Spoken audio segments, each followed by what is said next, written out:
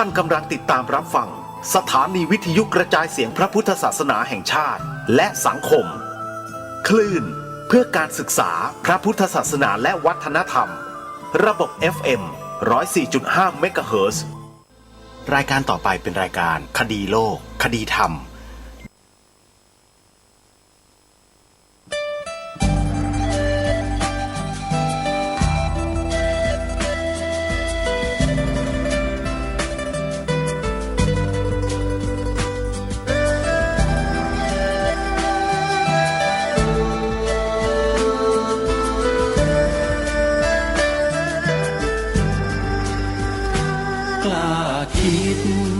ต้องกล้าทำอย่ากลัวถ้าทำความดีเร่งศึกษาปัญหาให้ทันท่วงทีเมืองไทยจะพัฒนากว่านี้รายการดีคดีโลกคดีธรรมขอรำพันบรรยายความคิดเครื่องหมายแห่งสีทั้งสามงามถนัดขาวคือบริสุทธิ์สีสวัสดิ์หมายพระไตรรัตน์และธรรมะคุ้มจิตไทยแดงคือโลหิตเราใสซึ่งยอมสละได้เพื่อรักษาชาติศาสนาน้ำเงินคือสีโสภาอันจอมประชาพระโปรดเป็นของส่วนองค์จากริ้วเข้าเป็นไตรรงค์จึงเป็นสีธงที่รักแห่งเราชาวไทยทหารอวตารนำไปยงยุทธวิชัยวิชิตก็ชูเกียรติสยามประเทศไทยที่เจริญมั่นคงมาได้จนถึงทุกวันนี้มิได้เกิดขึ้นจากความหวาดกลัวอย่างคลาดเขลาแต่บรรพบุรุษไทยของเราทุกยุคทุกสมัยล้วนแต่มีความกล้าหาญและชาญฉลาดปกป้องเอกราชสร้างชาติให้เกิดความมั่นคงโดยมีธงแห่งพระไตรรัตน์เป็นเครื่องนำชัยจึงเป็นที่มาที่ไปของรายการคดีโลกคดีธรรมกล้าคิดก็ต้องกล้าทำอย่ากลัวถ้าทำความดีเร่งศึกษาปัญหาให้ทันท่วงทีเมืองไทยจะพัฒนากว่านี้รายการดีๆคดีโลกคดีธรรมรายการดีๆคดีโลกคดีธรรม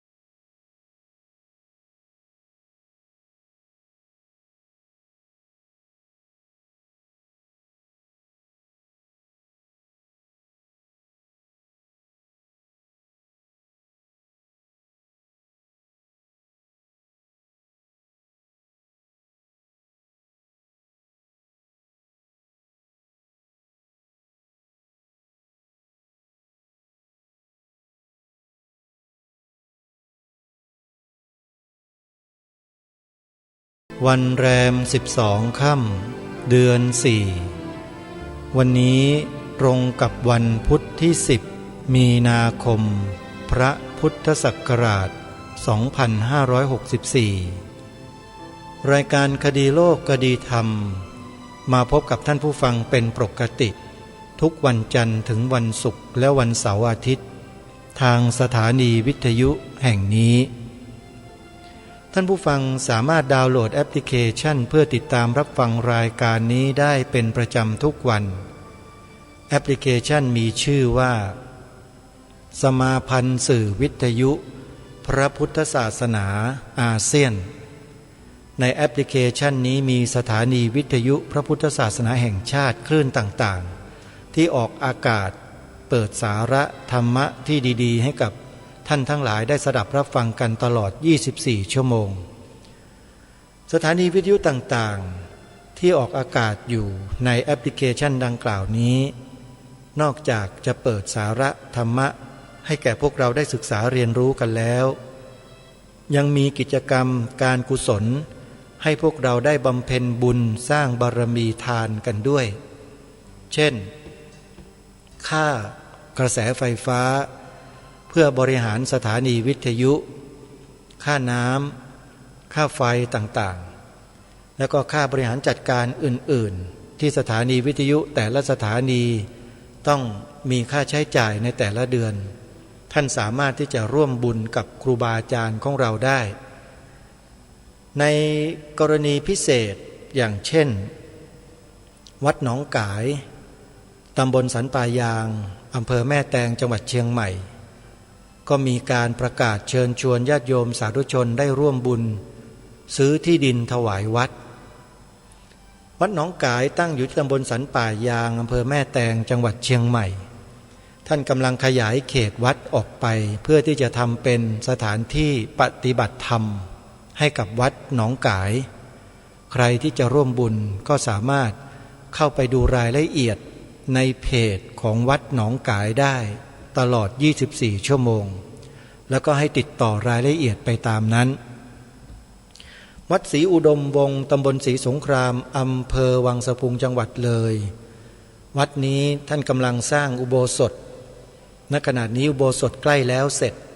แต่ยังเหลือวิหารคตซึ่งจะใช้ประโยชน์ในการจัดทำเป็นรั้วรอบขอบชิดและใช้ประโยชน์ได้อีกด้วยให้กับอุโบสถหลังนี้ใครที่จะร่วมบุญก็สามารถติดต่อทางเพจของวัดศรีอุดมวงศ์เพื่อดูรายละเอียดได้เลยนะโยมนะนอกจากวัดศรีอุดมวงศ์สร้างอุโบสถแล้วสิ่งหนึ่งที่ทางเจ้าวาดคือท่านอาจารย์พระครูดมวรานุวัตรได้นำพาญาติธรรมของวัดศรีอุดมวงศ์ได้ถือปฏิบัติเป็นกิจปกติในช่วงนี้ก็คือการทำพืชผักสวนครัวตามแนวเศรษฐกิจพอเพียงของในหลวงรัชกาลที่9ท่านพาญาติโยมเนี่ยทำแปลงเกษตรภายในวัดมากมายหลายจุดถ้าใครไปเยี่ยมชมก็จะได้เห็นภาพที่แปลกตาไปนั่นแหละคือประโยชน์ที่ทางวัดศรีอุดมวงศ์ได้สร้างขึ้นเพื่อเป็นการศึกษาเรียนรู้ในการทำการเกษตรด้วยนะฮะญาติโยมสนใจก็ไปศึกษาเรียนรู้ไปดูกันได้อีกวัดหนึ่งคือวัดป่าจริยธรรมวัดนี้เป็นวัดที่เผยแผ่พระพุทธศาสนาหลายช่องทางแล้วก็กำลังมีกิจกรรมสำคัญคือสร้างมหาอุโบสถญาติโยมสาธุชนท่านใดที่ต้องการมีส่วนร่วมเป็นส่วนหนึ่งของการสร้างถาวรวัตถุที่จะนำมาใช้ประโยชน์เพื่องานพระพุทธศาสนาโดยตรงก็ให้ติดต่อไปที่เพจของวัดป่าจริยธรรมญาติโยมก็จะได้เห็นรายละเอียดที่หน้าเว็บไซต์ที่หน้าเพจของวัดป่าจริยธรรมโดยตรงเลยโยมนะเข้า Google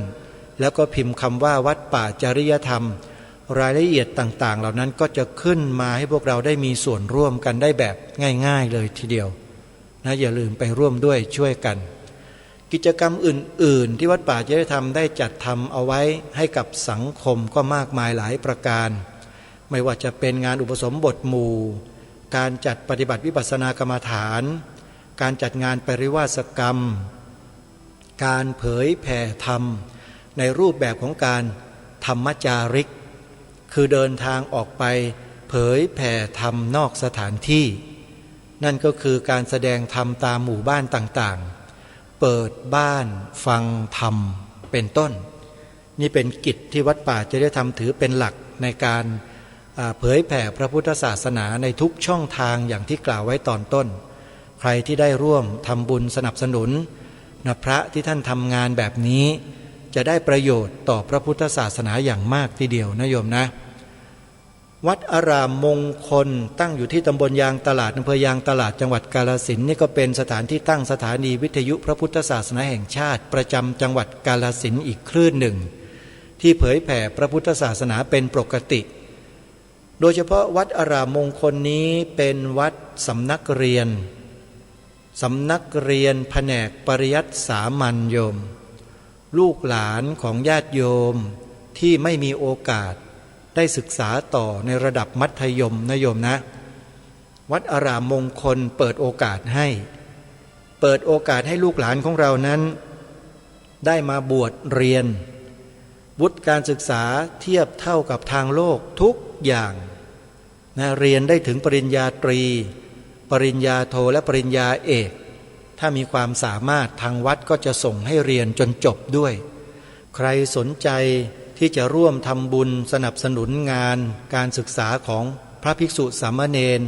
ที่วัดอารามมงคลเนี่ยโยมนี่คือบุญใหญ่มากนะวัดที่ส่งเสริมการศึกษานำพระพุทธศาสนามาบูรณาการสังคมแบบนี้เนี่ยเป็นวัดที่หาได้ยากในโลกอย่าว่าแต่ในประเทศเลยโยมในโลกเลยทีเดียวแหละก็ว่าได้นะฮะเพราะว่าเป็นการดำรงรักษาดูแลยากและต้องใช้การทุ่มเทและเสียสละมากกว่าวัดธรรมดาโดยทั่วไปเสียอีกเพราะฉะนั้นอย่าลืม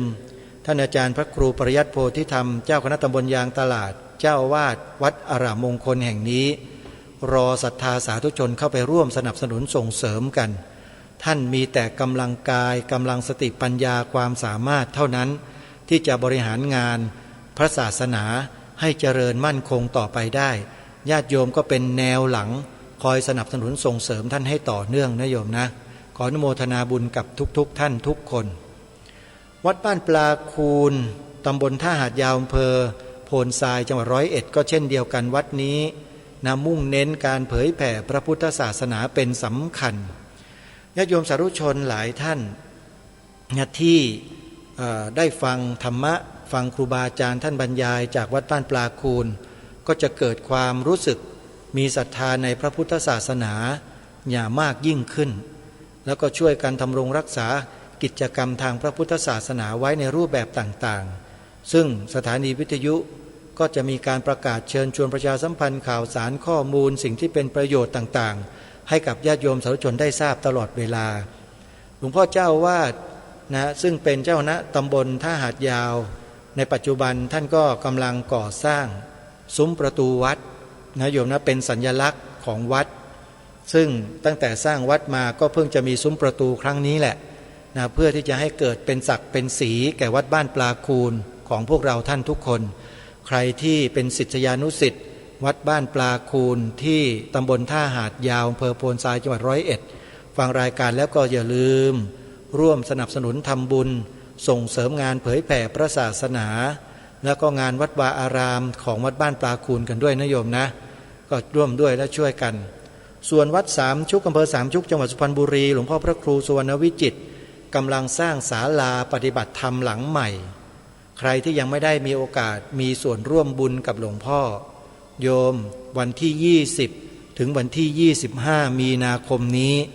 วัดสามชุกจัดปฏิบัติธรรมนะโยมนะเป็นงานปฏิบัติธรรมประจำปีขอเรียนเชิญเจริญพรญาติโยมไปนุ่งขาวห่มขาวถือศีล8แล้วก็ร่วมฟังเทศฟังธรรมฟังบรรยายการเสวนาต่างๆที่วัดสามชุกจัดขึ้นเป็นประจำใครที่ไปครบหลักสูตรก็จะได้รับใบกิตติบัตรมอบให้โดยหลวงพ่อพระครูสุวรรณวิจิตรเองด้วยนะโยมนะใครที่จะสนับสนุนส่งเสริมไม่ว่าจะเป็นการร่วมทำบุญสร้างศาลาปฏิบัติธรรมที่วัดสามชุกหรือกิจกรรมอื่นๆสถานีวิทยุพระพุทธศาสนาแห่งชาติประจำจังหวัดสุพรรณบุรีก็ตั้งอยู่ที่วัดสามชุกแห่งนี้ด้วยญาติโยมจะร่วมทำนุบำรุงส่งเสริมงานเผยแผ่พระศาสนา ที่นี่ก็สามารถทำได้นะอนุโมทนาบุญกับทุกท่านนะโยมนะทีนี้มาถึงเนื้อหาสาระของรายการวันนี้อย่างที่ปรารภกับท่านผู้ฟังไปเมื่อวานว่าจะเปิดธรรมบรรยายหรือปาฐกถาธรรมของอาจารย์เสถียรโพธินันทะให้พวกเราได้ศึกษาเรียนรู้ประวัติศาสตร์ความเป็นมาของพระพุทธศาสนาในแผ่นผืนแผ่นดินของสุวรรณภูมิของเราจนถึงปัจจุบันนี้ว่ามีที่มาที่ไปอย่างไรถามว่าทำไมต้องมาศึกษาเล่าเรียนหรือเรียนรู้ประวัติศาสตร์ตรงนี้ด้วยต้องเรียนรู้โยมเพื่อให้เป็นหลักฐานให้เป็นที่ปรากฏเพื่อยืนยันว่าแผ่นดินแผ่นนี้ผืนนี้ที่เราอยู่อาศัยกันอยู่ทุกวันนี้เนี่ยเป็นแผ่นดินพระพุทธศาสนาโยมไม่ใช่แผ่นดินของศาสนาอื่นเพื่อยืนยันตรงนี้เราจำเป็นที่จะต้องฟังประวัติศาสตร์ความเป็นมาให้ชัดเพราะไม่เช่นนั้นแล้วถ้าเราไม่มีข้อมูลเนี่ยเราก็จะถูกคนอื่นฝ่ายตรงข้ามล้างสมองเราและนำเอาข้อมูลเท็จมาใส่สมองเราในที่สุดรายการคดีโลกคดีธรรมเล็งเห็นประโยชน์ในข้อนี้จึงได้นำคลิปเสียงการปาฐกถาโดยท่านผู้รู้อาจารย์เสถียรโพธินันทะเนี่ยมาเปิดในรายการคดีโลกคดีธรรมเพื่อให้ไม่ให้เป็นการเสียเวลาโยมมาศึกษาเรียนรู้ประวัติศาสตร์พระพุทธศาสนาในสุวรรณภูมิของเราพร้อมๆกันโดยอาจารย์เสถียรโพธินันทะจนกว่าจะหมดเวลาติดตามรับฟังกันได้ณบัดนี้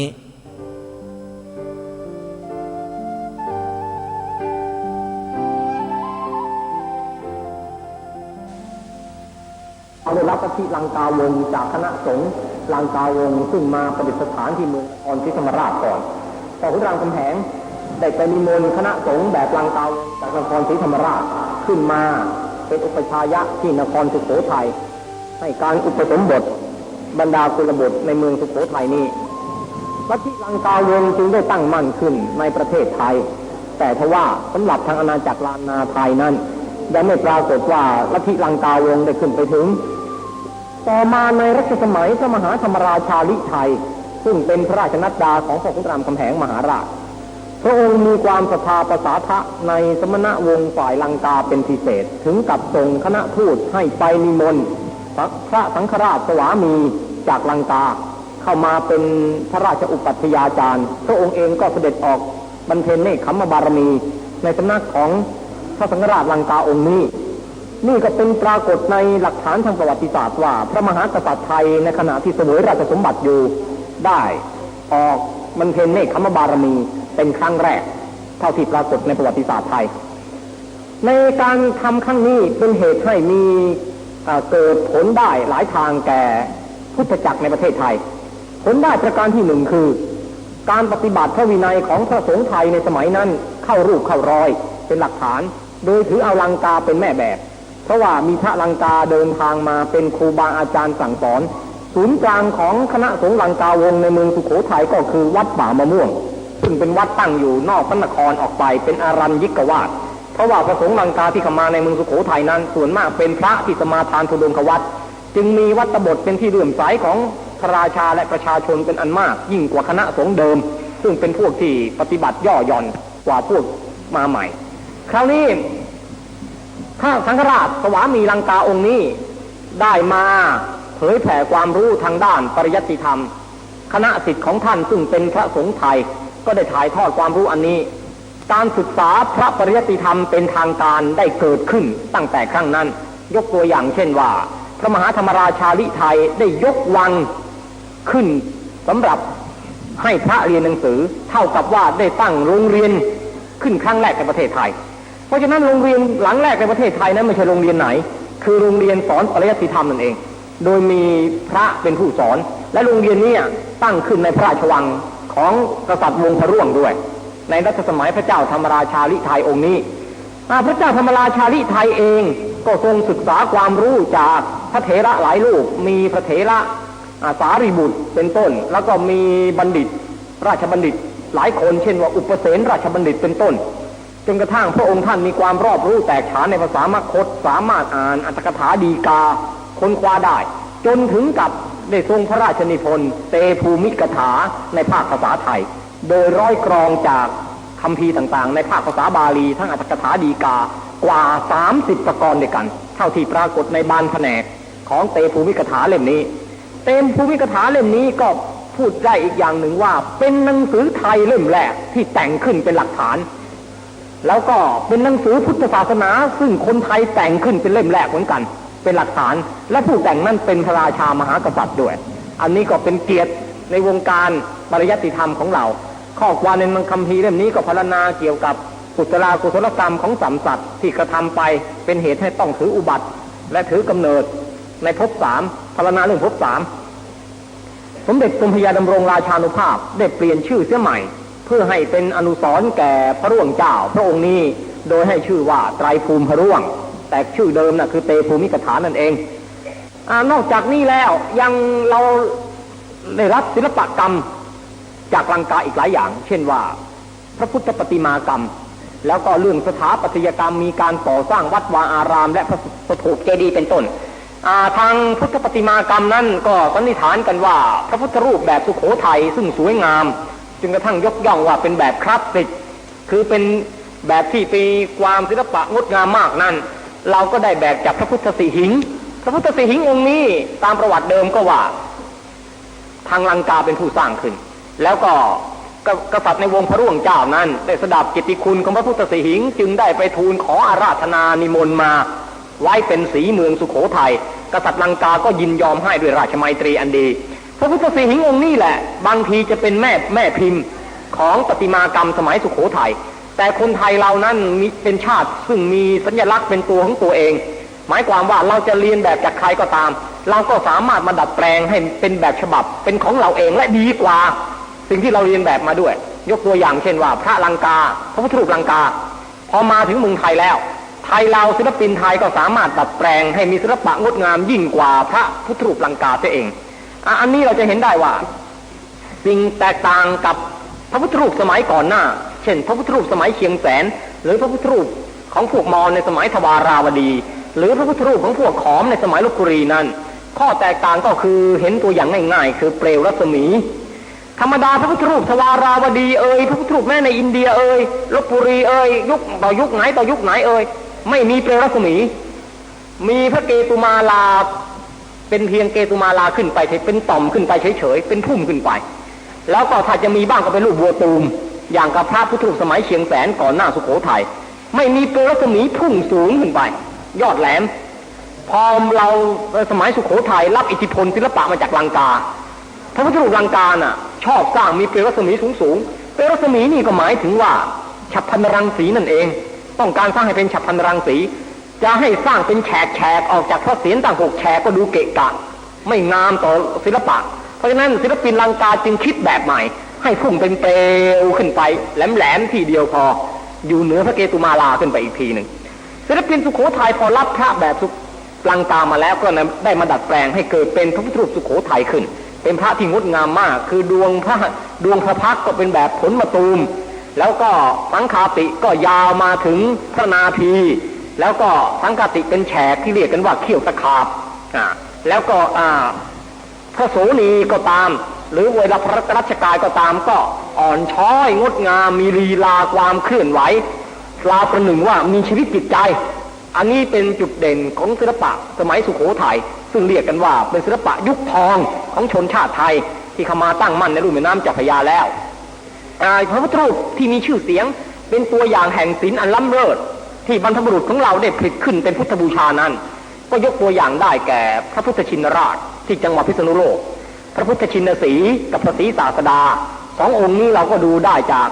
พระอุโบสถพระวิหารวัดบวรนิเวศเป็นตัวอย่างแล้วนอกจากนี้ก็ยังมีพระพุทธรูปที่มีชื่อเสียงอีกหลายองค์ที่เป็นขนาดใหญ่ๆเช่นว่าพระพุทธรูปทองวัดไตรมิตรพระพุทธรูปทองวัดไตรมิตรเนี่ยนิฐานว่าสร้างขึ้นในสมัยพระขุนรามคำแหงมหาราชแต่พระพุทธชินราชพระพุทธชินสีห์พระศรีศาสดาก็สร้างขึ้นในสมัย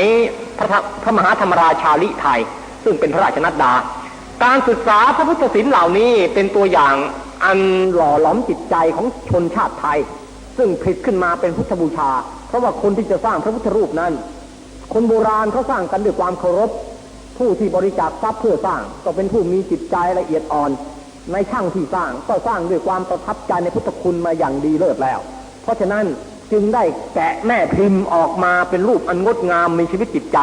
มองดูแล้วก็ทำให้เราเกิดความสำนึกขึ้นว่าท่านผู้เป็นเจ้าของรูปนี้คือผู้ที่อุดมด้วยพระปัญญาคุณพระวิสุทธิคุณพระกรุณาธิคุณอย่างเต็มเปี่ยมอันนี้ก็เป็นศิลปะแบบคลาสสิกในสมัยสุโขทัยอันนี้นะนักปราชญ์ตะวันตกเขาก็ยอมรับว่าในสมัยนั้นน่ะเมื่อ800 ปีมาแล้วในขณะที่ยุโรปเองซึ่งอย่างประเทศอิตาลีซึ่งเป็นแม่แบบของศิลปินน่ะยังไม่สามารถที่จะผลิตหุ่นใหญ่ๆที่หล่อด้วยโลหะขนาดโตกว่าคนตั้ง2-3 เท่าแต่คนไทยในสมัยสุโขทัยนั้นสามารถหล่อหลอมพระพุทธรูปองค์ขนาดมหึมาใหญ่กว่าคนตั้งหลายเท่ายกตัวอย่างเช่นพระศรีสักยมุนีปัจจุบันประดิษฐานอยู่ที่วิหารวัดสุทัศน์พระพุทธรูปองค์นี้เป็นพระหล่อใหญ่ที่สุดในประเทศไทยหน้าตักตั้ง3 วาเศษหน้าตักของพระศรีสักยมุนีเป็นพระหล่อองค์ใหญ่ที่สุดไม่ใช่พระปูนปั้นนะครับพระปูนปั้นองค์ใหญ่ที่สุดน่ะคือหลวงพ่อวัดเขาพระงามองค์ใหญ่ที่สุดในโลกไม่ใช่ในประเทศไทยในโลกซะด้วยซ้ำไปพระเกตุมะพระศกแต่ละเม็ดน่ะเอาไหกระเทียมสร้างเอาไหกระเทียมลูกหนึ่งก็เท่าพระศกเม็ดหนึ่งเขาพระงามลพบุรีเนี่ยแต่ว่าในทางศิลปะแล้วไม่มีค่าเพราะว่าไม่งามเขาพระงามนี่นะสร้างด้วยก่ออิฐถือปูนขึ้นไปแล้วคนสร้างน่ะเป็นชาวจีนรับเหมาก่อขึ้นไปเท่านั้นเองแต่พูดถึงว่ามีค่ามีความประทับใจอย่างสูงก็ต้องเป็นพระศรีสักยมุนีซึ่งเป็นพระโลหะองค์ขนาดมหึมาหน้าตักตั้ง3 วาเศษปัจจุบันนี้ตั้งประดิษฐานอยู่ที่วัดสุทัศน์เราไปชมได้เลยที่นั่นแล้วผมเห็นว่าควรจะหาโอกาสไปชมด้วยสำหรับเป็นการศึกษาพุทธศิลปะในสมัยยุคทองของเราควรจะไปชมวัดบวรนิเวศพระพุทธชินสีกับพระศรีศาสดาแล้วก็ไปชมวัดสุทัศน์พระศรีสักยมุนีแล้วก็ไปชมวัดไตรมิตรหลวงพ่อทอง3 องค์นี้เราก็จะเกิดความประทับใจว่าพระสมัยสุโขทัยน่ะมีศิลปินผลิตขึ้นงดงามเพียงไหนต่อมาหลังจากนี้แล้วก็ยังมีอิทธิพลทางก่อสร้างพระสถูปแบบที่เรียกกันว่าทรงลังกาในสมัยยุคขอมชอบสร้างเป็นแบบปรางยกตัวอย่างเช่นว่าปรางลพบุรีเป็นตัวอย่างนี่เป็นปรางแล้วก็ในสมัยทวาราวดีน่ะพระเจดีย์จะเป็นรูปแบบใดน่ะยากที่จะดูแล้วเพราะไม่มีซากสถูปครั้งทวาราวดีให้เห็นนอกเสียจากว่าองค์พระสถูปองค์เก่าที่สร้างอยู่ในองค์พระปฐมปัจจุบันนี้เท่าที่ดูจากรูปจำลองก็เป็นแบบโอคว่ำหรือบาทคว่ำแต่ต่อมาในสมัยขอมพวกขอมได้สร้างพระปรางต่อขึ้นไปบนโอคว่ำนั่นอีกทีนึงมาถึงสมัยสุโขทัยยุคแรกเราก็นิยมสร้างพระปรางกันแล้วก็ยังนิยมสร้างพระเจดีย์อีกแบบหนึ่งเป็นแบบไทยแท้ๆไม่มีชาติใดสร้างเหมือนพระเจดีย์แบบนี้เขาเรียกกันว่าแบบบัวตูมแบบบัวตูมคือว่ายกตัวอย่างคือพระเจดีย์องค์พระมหาธาตุในเมืองสุโขทัยเก่าปัจจุบันนี่จะเป็นตัวอย่างให้เราเห็นคือเป็นรูปเป็นดอกบัวตูมหรืออีกประการหนึ่งก็คล้ายยอดน่ะเหมือนกับพุ่มเทียนเวลาข้าพรรษาทำวัดเป็นแบบพุ่มเทียนตูมขึ้นไปอันนี้ก็เป็นศิลปะในสมัยสุโขทัยแล้วก็สร้างเฉพาะในหัวเมืองเหนือมีอยู่ก็ตามวัดโบราณในท้องที่เมืองกำแพงเพชรพิษณุโลกสวรรคโลกแล้วก็สุโขทัยไม่กี่เมืองนั่นเองแล้วก็นิยมสร้างกันเพียงพักเดียวต่อมาไม่ได้สร้างกันอีกเลยมาในสมัยลังกาวงแผ่เข้ามาเราก็เอาแบบสถูปแบบลังกามาสร้างเรียกว่าทรงลังกาสถูปทรงลังกาสร้างขึ้นมากมายทีเดียวเช่นเจดีย์วัดช้างล้อมจังหวัดสวรรคโลกเมืองเก่าเจดีย์วัดช้างล้อมก็สร้างมีเป็นตัวอย่างเอาอย่างพระเจดีย์ของพระเจ้าทุตคามินีอภัยกษัตริย์ลังกาสร้างขึ้นเพื่อเฉลิมชัยต่อพญาเอลาระธมินในลังกาเราก็ศึกษาจากพระเจดีย์ว่าโอ้เจดีย์ทรงลังกาน่ะเราก็ชื่อก็บอกแล้วว่าทรงลังกาได้แม่แบบจากลังกาแต่ว่าเรามาดัดแปลงให้สวยงามเป็นแบบไทยเราแท้ๆแม้กระทั่งพระเจดีย์ในสมัยต่อมาในสมัยอยุธยาก็ดัดแปลงมาจากแบบลังกาเป็นลำดับนี่เป็นเรื่องราวของพุทธศาสนาในสุโขทัยในตอนนี้เองทางอาณาจักรเชียงใหม่พระเจ้ากือนากษัตริย์องค์หนึ่งหรือของกษัตริย์องค์หนึ่งของเชียงใหม่พระเจ้ากือนาได้สดับกิตติคุณของลังกาวงศ์ว่ามีพระเถระลังกาองค์หนึ่งชื่ออุทุมพรปุปผามหาสามีมาตั้งลัทธิอยู่ที่เมืองนครพันธ์อันได้แก่เมืองเมาะตมะในประเทศมอญเดี๋ยวนี้ว่าพระเถระองค์นี้น่ะสมบูรณ์ในศีราจารวัตรมีความเคร่งครัดประหนึ่งพระขีณาสพเจ้ามีกิตติคุณอย่างนี้พระเจ้ากือนาก็เลื่อมใสจึงได้ส่งทูตให้เป็นนิมนต์พระ ระอุทุมพรปุปผามหาสามีมาเมืองเชียงใหม่แต่ท่านอุทุมพรเวลานั้นแก่เฒ่ามากแล้วก็ตอบปฏิเสธไปบอกว่าอย่าให้ท่านเดินทางไปไกลเลยท่านขอส่งหลานชายท่านชื่อพระอานนทเถระพร้อมกับคณะสงฆ์เป็นคณะปรก10 รูปเดินทางมาบวชชาวเชียงใหม่ตั้งลังกาวงในเชียงใหม่เถอะเมื่อพระอานนท์เดินทางมาถึงเมืองเชียงใหม่แล้วพระเจ้ากฤนาปรารภจะให้พระอานนท์ผูกพัทสีมาเพื่อบวชกุลบุตรในลังกาวงพระอานนท์ก็ปฏิเสธบอกว่าท่านบวชให้ไม่ได้หรอกเพราะว่าท่านเองทราบข่าวว่าลุงของท่านหรืออุปชาอีกประการหนึ่งอาจารย์ของท่านคือท่านอุทุมพรได้ให้อาญาสิทธิ์แก่พระเถระไทยสุโขทัย2 รูปรูปหนึ่งชื่อว่าพระสุมณะเถระอีกรูปหนึ่งชื่อว่าพระอโนมทัสสีเถระท่านทั้ง2 รูปนี้เป็นพระชาวสุโขทัยกับชาวเมืองศรีสัชนาลัยคือสวรรคโลกได้เดินทางไปแปลงนิกายเป็นลังกาวงที่เมืองเมาะตะมะเป็นลังกาวงรุ่น2รุ่น1มาเมื่อสมัยพระพุทธรามนะรุ่น2นี่เป็นรุ่น2แล้วลังกาวงมีหลายรุ่นคล้ายๆว่าเหมือนอย่างคนไทยสมัยนี้นิยมไปเรียนเมืองนอกนั่นแหละนิยมไปเรียนอเมริกาเป็นรุ่นกลับมาสมัยนั้นมหาวิทยาลัยของคนไทยคือลังกาพระของเรานี่แหละเดินทางไปบวชที่ลังกามาเป็นรุ่นทีเดียวรุ่น1ไปบวชไปแล้วมาถึงมาตั้งข้อรังเกียจพวกเก่าบอกพวกเก่าสีมาวิบัติบ้างอาจาระวิบัติบ้างอะไรวิบัติบ้างรังเกียจไม่ยอมร่วมทำสังฆกรรมด้วยทั้งก็มาจากลังกาด้วยกันแหละแต่พวกที่ไปรุ่น1กลับมารุ่น2กลับมารุ่น2รังเกียจรุ่น1รุ่น3รังเกียจรุ่น2รุ่น4รังเกียจรุ่น3เป็นตามกันต้องมาศึกแล้วบวชใหม่ทำทันทีกรรมใหม่สวดยัดใหม่ขุดลูกนิมิตมาทำพิธีฝังใหม่อะไรใหม่เป็นเรื่องเป็นราวขึ้นในครั้งนั้นเพราะฉะนั้นลังกาวงไม่ได้รับมาตั้งแต่สมัยพ่อขุนรามก็จริงแต่มาสมัยพระมหาธรรมราชาลิไทยกับพระเจ้าไสยลือไทยได้เกิดลังกาวงรุ่น2แล้วรุ่น2นี้ผู้เป็นอุปชาอาจารย์คือท่านอุทุมพรปุปผามหาสามีท่านสุมาณะกับท่านอโนมาทัสสีสดับกิติคุณของพระเถระลังกาลูกนี้ที่เมืองเมาะตะมะก็ทุดงไปพบท่านพาลูกศิษย์บริวารไปด้วยไปถึงท่านอุทุมพรบอกว่าให้ศึกแล้วบวชใหม่ศึกก็บวชใหม่อยู่กับท่านแล้วก็เมื่อพรรษาเกิน5แล้วท่านอุทุมพรก็มอบอาญาสิทธิ์ให้บอกว่าให้มาตั้งลังกาวงรุ่น2ในเมืองอโยธยาสุโขทัยเถอะให้มีหน้าที่เป็นอุปชาอาจารย์บวชกุลบุตรต่อไปได้ให้อยู่ถึงเมืองสุโขทัยครบ10 พรรษาบริบูรณ์แล้วก็ตั้งต้นบวชชาวสุโขทัยระหว่างที่ยังไม่ครบถ้าใครอยากจะบวชต้องพาไปบวชถึงเมืองเมาะตะมะเพราะฉะนั้นพระอานนทเถระเจ้าจึงปฏิเสธพระเจ้ากฤนาว่าท่านบวชให้ไม่ได้เพราะท่านอุทุมพรได้ให้อาญาสิทธิ์กับพระเถระชาวสุโขทัย2 รูปนี้ทางที่ดีแล้วขอให้พระเจ้าเชียงใหม่มีราชสารไปนิมนต์ท่านสมณะหรือท่านอโนมาทัสสีมาเมืองเชียงใหม่เถอะพระเจ้ากฤนาจึงได้ให้ราชทูตมาวิงวอนพระเจ้าไสยลือไทยให้ส่งพระเถระ2 รูปนี้ขึ้นไปปรากฏว่าท่านสมณะรับอาสาขึ้นไปเมืองเหนือเมื่อท่านสมณะขึ้นไปเมืองเหนือนั้นพระเจ้ากฤนาลงมารับที่เมืองลำพูนทำพิธีรับที่ตำบลแสนข้าวหอเป็นขบวนอิสริยศอย่างยิ่งใหญ่แล้วก็แห่แหนท่านสมณะขึ้นไปจำพรรษาอยู่ที่วัดพระยืนที่เมืองลำพูนวัดพระยืนในพรรษานั้นแหละท่านสมณะได้ทำพิธีผูกพัทสีมาใหม่ที่วัดพระยืนแล้วก็ให้การอุปสมบทแก่กุลบุตรชาวลำพูนใหม่หมดแล้วไม่เอาพวกเก่าไม่นับแล้วใครอยากจะมาบวชในลัทธิใหม่ต้องศึกแล้วมาบวชรับวินัยกรรมอันใหม่เมื่อบวชจนกระทั่งสิ้นพรรษาออกพรรษาแล้วพระเจ้ากฤนาเสด็จไปเมืองเชียงใหม่หาชัยภูมิที่จะสร้างวัดอุทิศให้พระสมณะก็ไปพบอยู่ที่ป่าไม้พยอมนอกเมืองเชียงใหม่เชิงดอยสุเทพให้สร้างวัดสวนดอกขึ้นวัดสวนดอกคือวัดปุปผารามเดี๋ยวนี้นิมนต์ท่านสมณะมาเป็นสังฆราชเมืองเชียงใหม่ทำพิธีอุษาภิเษกยกสถาปนาท่านสมณะขึ้นเป็นพระมหาสามีสังฆราชเจ้าแห่งเชียงใหม่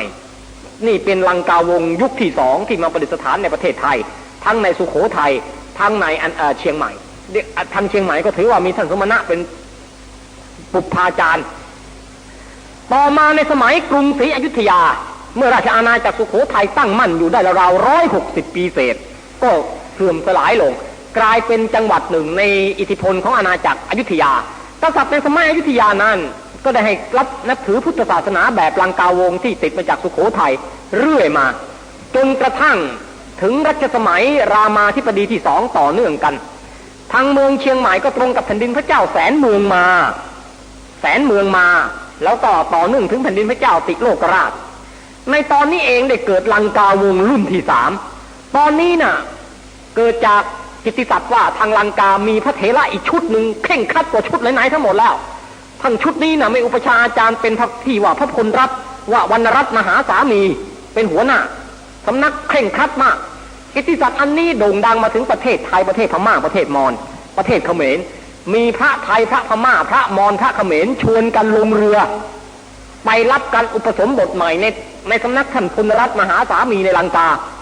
การอุปสมบทครั้งนี้น่ะรังเกียจทัตสีมาบนบกหมดถูกแพลอยในกลางแม่น้ำกัลยาณีเป็นนาทีสีมาบวชกลางแม่น้ำทุกรูปไปถึงก็ศึกหมดแล้วก็บวชในสำนักท่านพระพลรัตน์ตอนนี้เมื่อบวชเสร็จแล้วนึกทีแรกนึกว่าจะอยู่เมืองลังกานานๆจนกระทั่งพรรษาครบ10กลับมาจะได้ไปอุปชาอาจารย์เขาได้พระในเมืองลังกาเกิดทุกพิกภัยเข้าอยู่ไม่ได้ต้องรีบกลับตอนนี้พรรษาทุกรูปเพียงยังไม่ครบ10เลยเพียง1 พรรษาเท่านั้นเองบวชแล้วกลับมาจะทำอะไรได้ไปบวชคนได้เมื่อไหร่ล่ะก็ต้องนิมนต์พระลังกามา2 รูปพระเถระลังกามา2 รูปด้วยกันพระเถระลังกา2 รูปนี้จึงเดินทางมาพร้อมกับคณะสงฆ์ไทยคณะสงฆ์รามันคณะสงฆ์ชาวกัมโพดคณะสงฆ์ชาวพม่าลงเรือมาด้วยกันแต่ข้อสำคัญน่ะมากับคณะสงฆ์ไทยคณะสงฆ์ไทยที่ไปบวชในลังกามี20 กว่ารูปนะที่ไปบวชครั้งเนี้ยโดยมากเป็นอุปชาอาจารย์ชั้นสูงทั้งนั้นแหละที่เดินทางไปบวชมากลางทางได้ไปจำพรรษาในกลางทะเล1 พรรษาแล้วก็ได้บวชพระในกลางทะเลเนี่ย1 รูปโดยมีเอาสมณเณรไทยที่ตามไปด้วยพรรษาอายุครบแล้วเลยบวชให้กลางทะเลนั่นเองเลยนี่ในพระวินัยก็อนุมัติให้บวชกลางมหาสมุทรได้การจำพรรษาในเรือก็ได้มีพุทธานุญาตไว้พอเรือมาถึงปากอ่าวเจ้าพระยา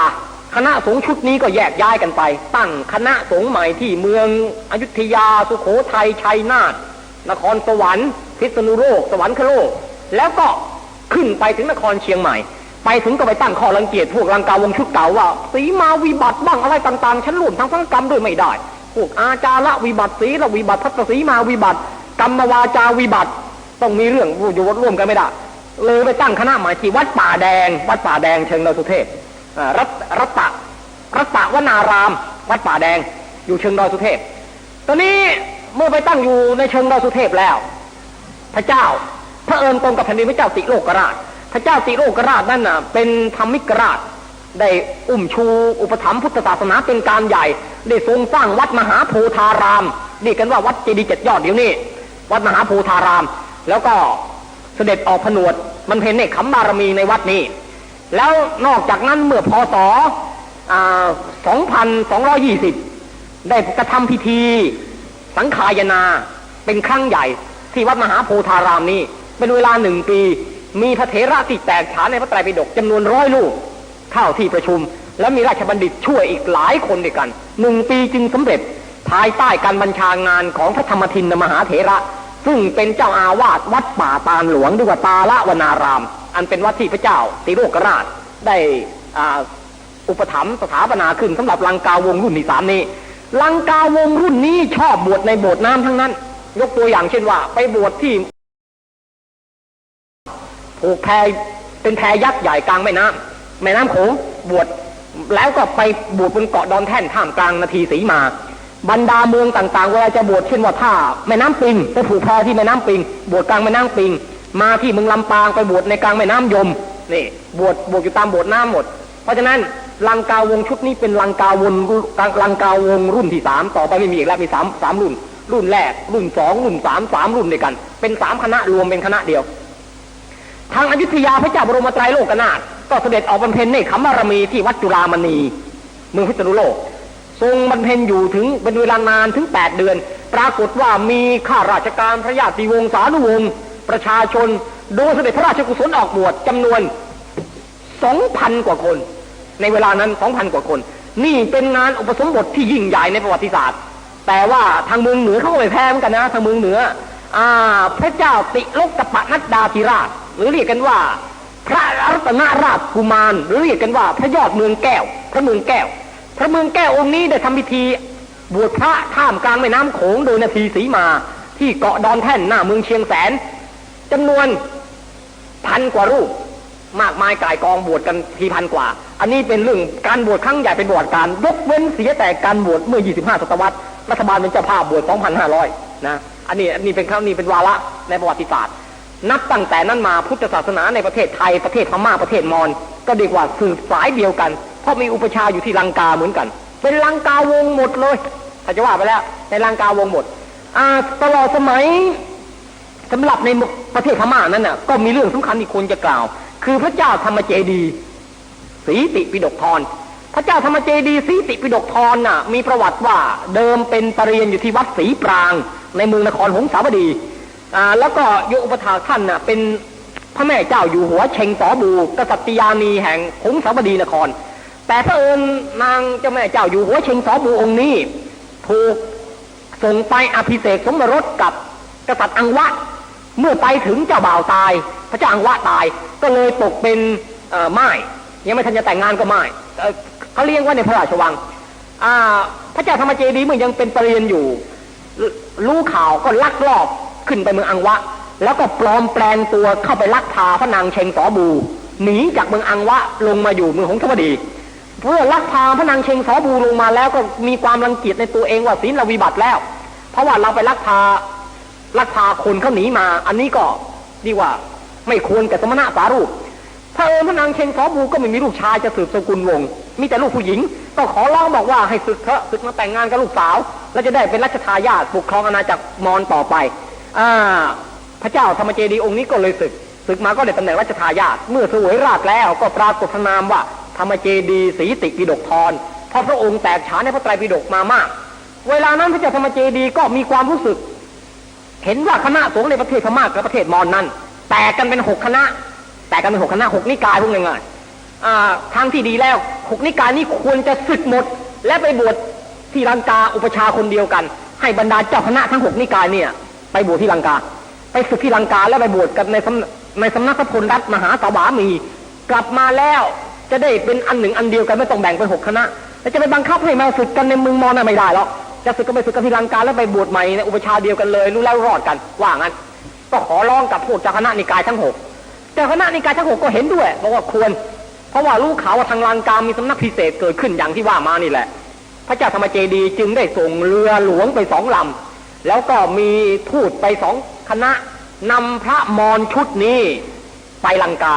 ไปถึงพระเจ้ากรุงลังกาก็ให้ราชูปถัมภ์จัดการให้อุปสมบทเรียบร้อยในณกัลยาณีสีมาในท่ามกลางแม่น้ำกัลยาณีบวชเสร็จเรียบร้อยแล้วอยู่ครบแล้วก็กลับมาถึงพรรษาไม่ครบจะไปอุปชาบวชก็ไม่ได้สืบหาผู้ที่จะไปอุปชาได้ไปเจอพระองค์นึงในพระมอญชื่อว่าสุวรรณโสพลพระมอญองค์นี้ไปบวชเป็นการส่วนตัวไม่ใช่ทางรัฐบาลส่งไปบวชกันในสำนักพระพลรับเป็นการส่วนตัวแล้วก็บวชก่อนหน้าที่เจ้าคณะนิกายทั้ง6จะไปบวชไล่เลียงพรรษาแล้วปรากฏว่าพรรษาเกิน10ก็เลยดีใจนิมนต์ท่านสุวรรณโสพลเนี่ยมานั่งเป็นอุปชาแล้วพระเจ้าธรรมเจดีย์ก็ออกเป็นพระราชองค์การให้ศึกพระทั้งแผ่นดินหมดเลยให้ศึกหมดให้มาบวชใหม่ในสำนักใหม่นี้ปรากฏว่าได้ทำการศึกพระ10,000 กว่ารูปแล้วก็เอาพระจำนวน10,000 กว่ารูปเนี่ยมารับอุปสมบทใหม่ในสำนักกัลยาณีวงศ์มาบวชใหม่หมดในสำนักกัลยาณีวงศ์เนี่ยการรวบรวมคณะสงฆ์ในเมืองมอญก็เป็นปึกแผ่นเป็นผลสำเร็จเป็นอันหนึ่งอันเดียวเป็นรวมเป็นนิกายเดียวกันได้เพราะด้วยวิธีการทำอย่างนี้เมื่อทำอย่างนี้ขึ้นมาสำเร็จแล้วที่ไหนมีการรวมที่นั่นมีการแบ่งแยกเพราะฉะนั้นไอ้การรวมนี่ไม่มีทางได้ทุกศาสนาในโลกจะต้องมีลัทธินิกายไม่มีศาสนาในโลกศาสนาใดที่จะไม่มีลัทธินิกายเลยอันเนี้ยเพราะฉะนั้นพุทธศาสนาก็เหมือนกันพระเจ้าธรรมเจดีย์ทำได้เฉพาะช่วยชีวิตพระองค์ในขณะที่พระองค์เรืองราชานุภาพอยู่พอพระองค์สิ้นพระชนม์แล้วคณะสงฆ์รวมเป็นนิกายเดียวที่บวชมาจากเมืองมอญนี่แหละบวชมาจากเมืองลังกานี่แหละเริ่มแตกแยกกันอีกแล้วเพราะว่าต่างอาจารย์ต่างให้ข้ออธิบายในพระธรรมวินัยแตกต่างกันนี่บางคนก็ตีความพระวินัยไปอย่างนึงบางคนตีความธรรมะไปอย่างนึงเมื่อต่างอาจารย์ต่างมีความเห็นในทางธรรมะทางวินัยแตกต่างกันแล้วก็ไม่สามารถจะรวมกันได้ก็แยกกันไปอีกอันนี้ก็เป็นเรื่องธรรมดาของโลกไปอย่างนั้นสำหรับประเทศไทยนั้นพอสิ้นสมัยอยุธยาเข้าในสมัยรัตนโกสินทร์ก็ปรากฏว่าคณะสงฆ์ในตอนปลายอยุธยาน่ะเกิดความระส่ำระสายเพราะว่ารัฐบาลกลางของเราที่อยุธยาถูกกองทัพพม่าฆ่าศึกทำลาย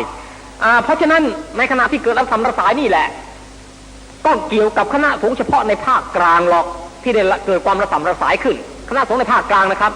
คือว่ากองทัพพม่าที่มาตีเมืองไทยสมัยกรุงแตกครั้งที่2น่ะไม่ใช่ว่าจะสามารถยึดครองประเทศไทยทั้งหมดนะครับ เพียงแต่ยึดครองบริเวณเมืองต่างๆในภาคกลางลุ่มแม่น้ำเจ้าพระยาตอนกลางทางหัวเมืองเหนือเช่นพิษณุโลกสวรรคโลกชัยนาทน่านพิจิตรแพร่น่านพม่าไปไม่ถึงทางตะวันออกฉะเชิงเทราชลบุรีพม่าไปไม่ถึงทางภาคอีสานทางภาคพม่าเหยียบไม่ถึงภาคใต้ตั้งแต่เพชรบุรีลงไปพม่าก็ไปไม่ถึงพม่ามาตีเฉพาะหัวเมืองภาคราชธานีเท่านั้นเองแล้วก็เมื่อกรุงแตกแล้วเนื่องจากขาดรัฐบาลกลางการมัน